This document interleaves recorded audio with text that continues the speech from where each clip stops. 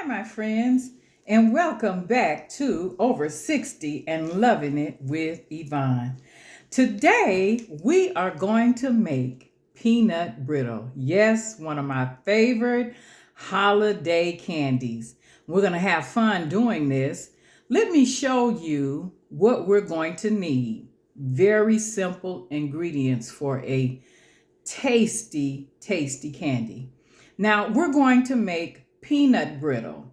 You can also make cashew brittle. You can make almond brittle. You can make any type of brittle you like. But my favorite happens to be at this time, peanut brittle. This is my supporting cast for my peanut brittle.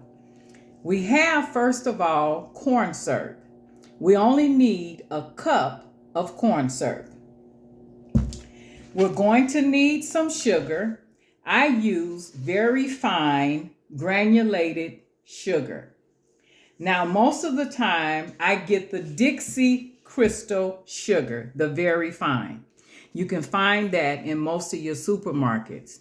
I'm going to use a half a teaspoon of vanilla. Yes, some of the recipes don't call for vanilla, but I love to put vanilla in my peanut brittle. We also are going to use a half a cup of water. This is a very buttery peanut brittle. 2 sticks of butter, and as you can see, I have cut up each one of my sticks of butter into pads.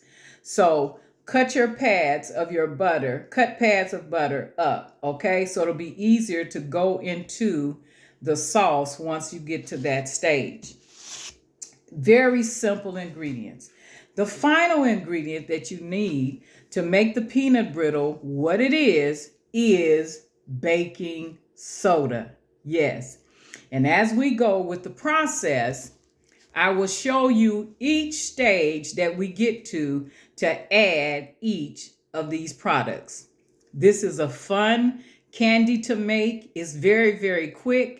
And what you want to do is you want to have all of your ingredients ready to go. You want to have your corn syrup ready to go, your sugar ready to go, your water ready to go, your vanilla ready to go, your butter, and your baking soda. Now, there are different stages that we will be adding this in to the cooking process. What I'm going to do is in the description part of my channel on the peanut brittle recipe, I will leave you the recipe and my notes. Also here, we're going to use a can of, guess what? Cocktail peanuts. We're not going to use roasted peanuts. Did you see this? Cocktail peanuts. We have to be careful when we use the peanuts that are already cooked because they can burn or they can overcook. Okay, we're going to be back as soon as I get the first 3 ingredients into the pot. That will be my sugar, my corn syrup, and my water. We'll be back. Okay, my friends, we are back. I have added the first 3 ingredients, which consist of a cup of corn syrup, a half a cup of water, and my 2 cups of sugar. Now, because this mixture is on the stove and this sugar gets so hot, I won't be able to hold my camera and at the same time be able to stir this hot liquid because I don't want to get burnt.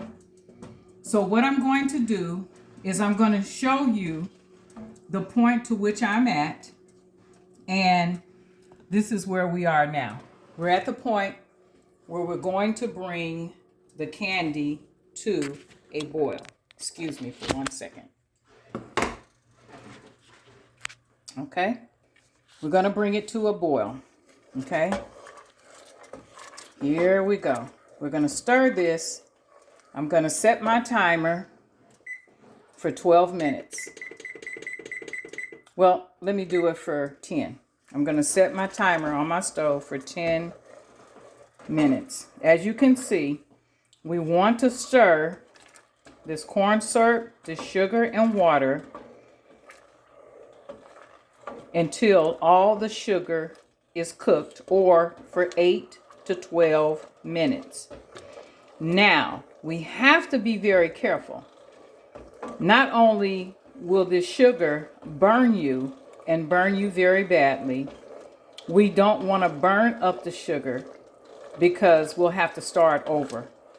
It won't be any good for us to make the peanut brittle.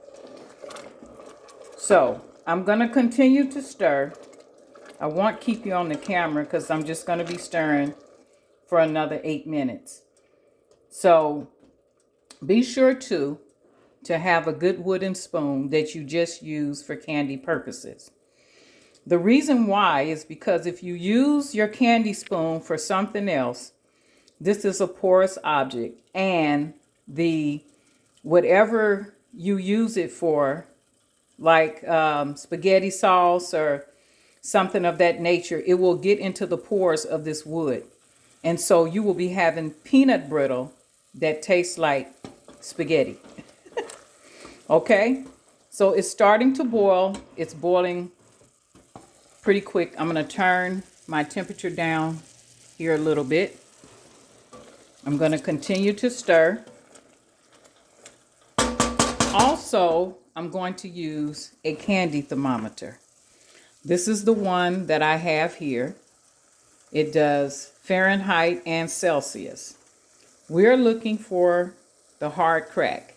Now, when the candy gets there, this is when we're going to be ready to stop the cooking process and pour the candy onto a buttered baking dish. Okay? We'll be back. Okay, my friends. As you can see, I just added my butter. Now, we're going to cook this with the butter in it until it gets to 280 degrees Fahrenheit. Okay, so that'll take about 15 to 20 minutes to do so. Now, those are the instructions, but be careful because the hotter this mixture gets, the hotter the heat is, the hotter it gets, the darker it's going to become. And remember, we don't want to burn it. I'm at the point now where I'm going to put in my candy thermometer. Okay? Now, this is just one kind that they have. They have all different types. And you can just clip it to the side of your pot. And you can just watch it until it rises to the section that you need it to get to. Okay, so we want this now with the butter to get to 280 Fahrenheit. Okay, so again, I'm not going to keep you. I'm going to continue to stir. The butter has been put in here. We're going to continue to stir this now. It's going to get darker. Remember, we don't want it to burn. Oh, and I left one thing out. You want to have your pan ready to pour this mixture onto once it's completed. You want a buttered pan. Like I said, this is a buttery peanut brittle. And I tell you, it is delicious. Why don't you try making yourself some? Okay, we will be back. Okay, my friends, as you can see, my mixture of my butter, corn syrup, water is bubbling up. Now, I have two types of candy thermometers. I have this one that's in the pot and the one that I showed you earlier, which is this one. You can use either one. This is my big one and this is my smaller one. but it does the same thing. Now, I don't know if you can see, but I'm going to try to see if I can get you to see this. The thermometer is up to